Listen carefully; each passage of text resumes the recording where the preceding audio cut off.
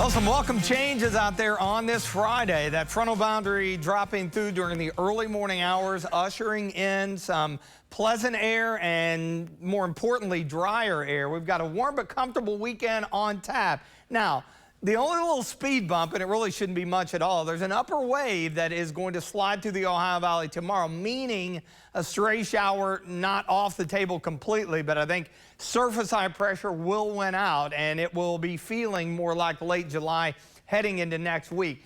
A mix of clouds and sunshine early, but you see some mid to high level clouds streaming along I-64 down south. That's where all the action is, just ahead of that frontal boundary. Organized severe weather in southern Tennessee, and you see a bit of light shower activity drying up as it runs into the drier air. But the point is that mid-level cloudiness may thicken up as we get into the evening hours. In fact, you see the sun kind of filtered out a bit with our Bluegrass Pace Care Skyview HD camera network. Richmond, EKU, we're at 82.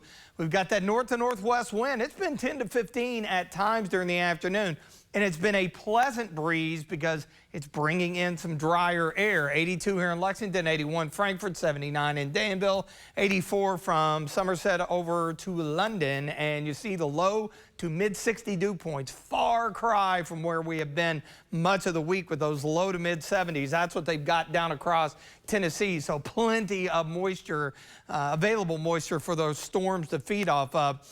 Front stalled out essentially just south of the border, and this wave of low pressure riding along it, that's helping to enhance things. But we'll get a nice push as surface high pressure builds in from the upper Midwest into the Ohio Valley. Note the aforementioned cloudiness thickening up a bit through the mid to late evening. Won't even notice it. Nice evening and a good way to kick off your weekend. Tomorrow morning into the 60s, and then as the day wears on, notice a few little specks of green here and there.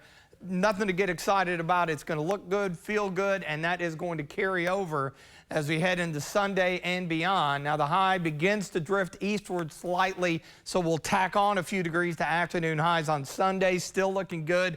Any outdoor plan should be golden this weekend.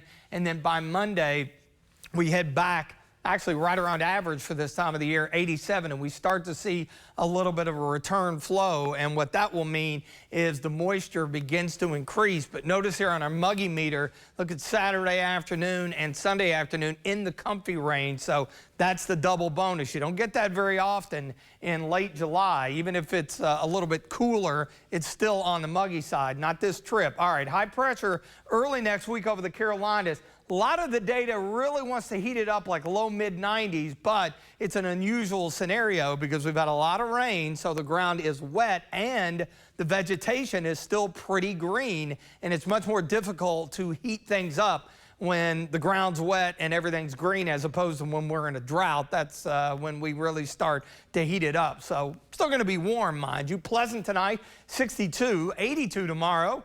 Mostly sunny and nice looking day in the extended forecast here. Nothing to complain about through the weekend. Get out and enjoy it. Comfortable morning lows in the low 60s. And I think we'll be probably dancing around the 90-degree mark either side of it through a good chunk of next week. Wednesday and beyond, we start to work those afternoon and evening storms back in the forecast.